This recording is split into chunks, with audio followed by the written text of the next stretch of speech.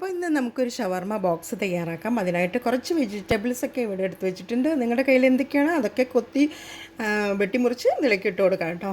ഞാനിവിടെ എല്ലാ വെജിറ്റബിൾസും ഇതേപോലെ ഒരു പാത്രത്തിലേക്ക് വെട്ടി എരിഞ്ഞിട്ട് കൊടുക്കുന്നുണ്ട്.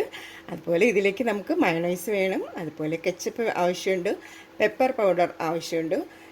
വെജിറ്റബിൾസ് എല്ലാം ഇട്ട് കൊടുത്തതിന് ശേഷം നമുക്ക് കുറച്ച് ആവശ്യത്തിന് ഉപ്പിട്ട് കൊടുക്കുക, പെപ്പർ പൗഡർ ഇട്ട് കൊടുക്കുക, അതുപോലെ ചിക്കൻ വേവിച്ചെടുത്തതാണ് അതും ഇട്ട് കൊടുക്കുന്നുണ്ട്, മയണൈസ് ഇട്ട് കൊടുക്കുന്നുണ്ട്, മല്ലിയില കൂടെ ഇട്ട് കൊടുക്കുന്നുണ്ട്, കുറച്ച് കെച്ചപ്പ് കൂടെ ഒഴിച്ച് കൊടുക്കുന്നുണ്ട്. എന്നിട്ട് നന്നായിട്ടൊന്ന് കുഴച്ച് മറിച്ചൊന്ന് എടുത്ത് വയ്ക്കാം. എന്നിട്ട് നമുക്ക് സമൂസ ഷീറ്റ് എടുത്ത് ഇത് തയ്യാറാക്കാം. അതിന് മുന്നേ സമൂസ ഷീറ്റ് ഒട്ടിച്ചു കൊടുക്കാനായിട്ട് കുറച്ച് മൈദ കുറച്ച് വെള്ളത്തിലിട്ടൊന്ന് കലക്കിയെടുക്കണം.